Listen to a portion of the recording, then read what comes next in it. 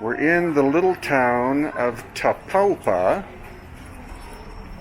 about 2.5 hours drive outside of Guadalajara, I think to the west. So you can see this is a classic colonial town. And we actually found a megalithic box inside the hotel we're staying, which I'm going to film again later, with two conspicuous drill holes made out of, the box is made out of basalt, so it's very hard. This is just a cute little town that happens to be reasonably close to Guadalajara, so we decided that we would come and stay here with Helder, of course. And we're going to now we're going to go see some huge stone outcrops, which is one of the attractions. This is a tourist town mainly for adventure stuff like zip lines and stuff. But he showed me pictures of these huge stone outcrops, and so we're going to see and film them. Brought the quadcopter, of course, and see if they're simply natural formations or if there are mysterious aspects to them. We won't know until we get there.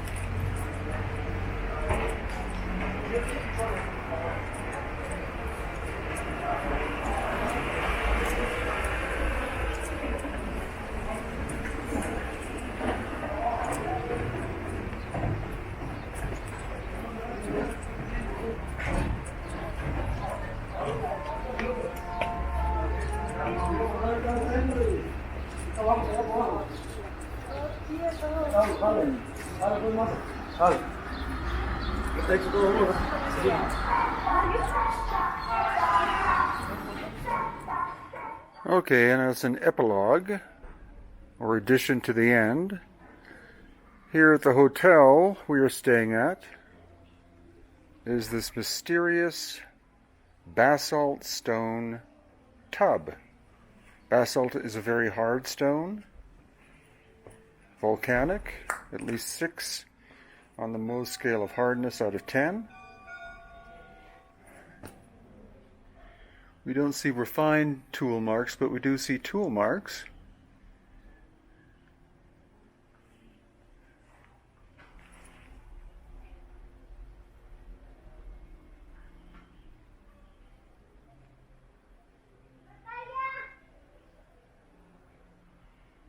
What it does have is 2 drill holes .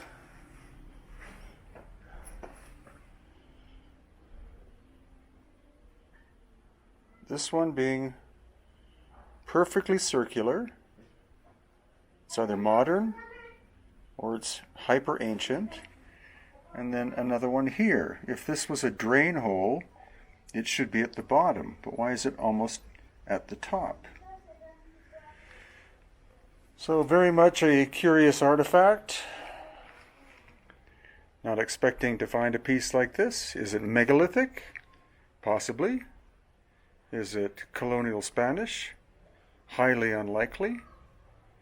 Would the drill holes be added? Would have the drill holes been added in modern times? Highly unlikely. So just a curious artifact in this little town in the mountains outside of Guadalajara.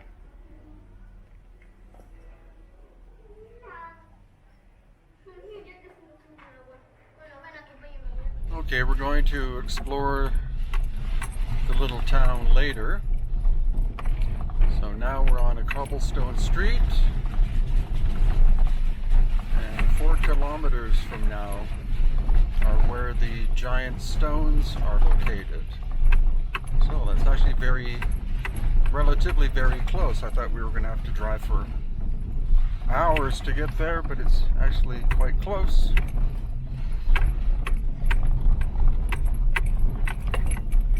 These cobblestone streets are traditional in colonial villages and towns.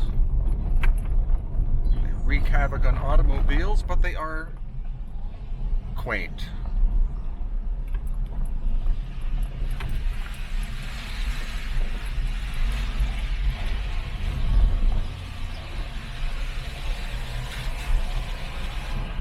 So along the way, here's some ruins of an abandoned paper mill, or maybe a milling operation for lumber, but definitely wood or paper products were produced here. More than 100 years ago. It's been abandoned, probably because it's too far away from the urban areas.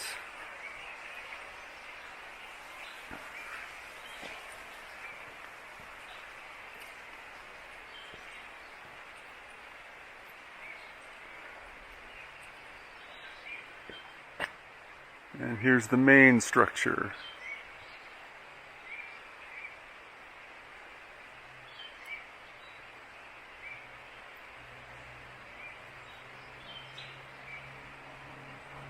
So, pretty Roman arches.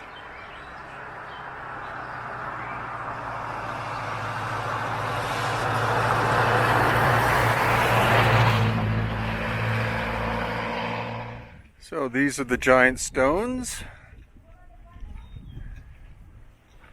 And fortunate for us, the place is open, so we can actually go inside and have a look at them up close and personal.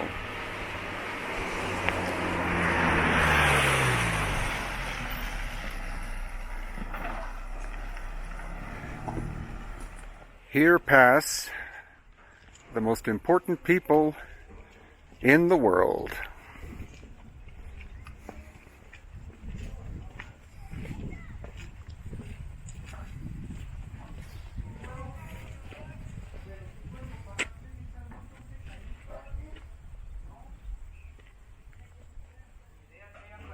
Is that one with a suspension bridge? Yes, that's the EcoSport. Ah. They placed there, and some rope from that stone to this and there. So I wouldn't have known of the existence of these were it not for Helder, because prior to my coming, he organized a series of day adventures for us to go and do.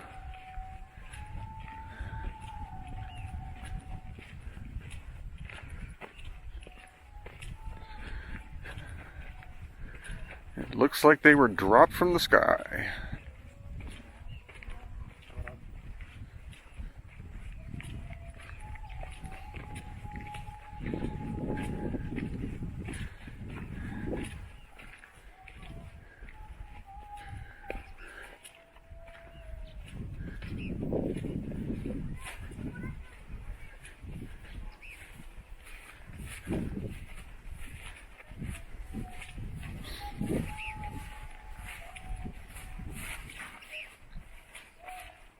That one. Ah, there's one floating on top.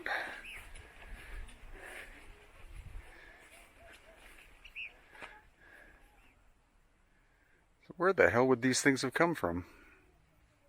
No explanation at all. None. No. As some say that even a meteorite or a volcanic origin, but it's not really like lava. So no explanation at all. I mean, government don't even have taken care of brought scientists or something to explain what it is. It's just say it's natural formation. Period. End of story. Yeah. And this area is called the Enigma Valley, the Valle de los Enigmas, because many strange stuff happening and many strange lights at night and many legend stories. Local people know about this site. Mm-hmm. So it's has its story. The place besides the stones, and also we have these stones. This is just a fraction of the place. In the back part, we have some ones that look to be placed on top of each other, even with this bigger size. And on the other side, we will see some other ones that have some even strange marks that look very eroded. I mean, if this is manipulated in some way, it should be like more than 100,000 years, or I don't know, but many erosion and geological eras, but it's definitely some stuff to see. Wow. And there's also this mark, that hole.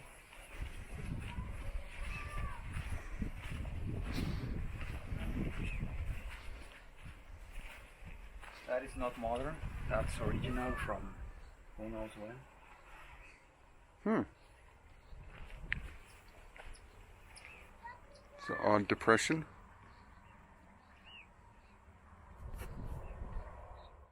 So, of course, the big question is, how did these things get here? Highly unlikely that they were formed in place. So were they blown out of a volcano, like was the explanation for the stone spheres we saw yesterday? And if so, where's the volcano?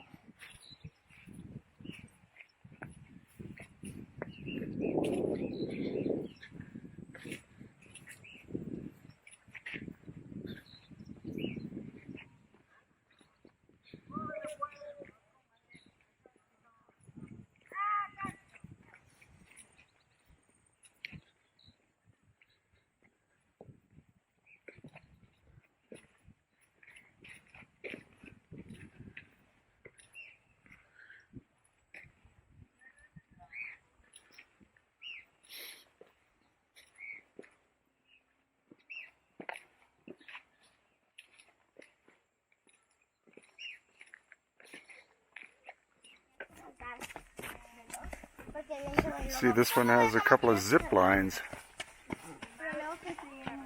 One for going to the rock, and then one for getting back.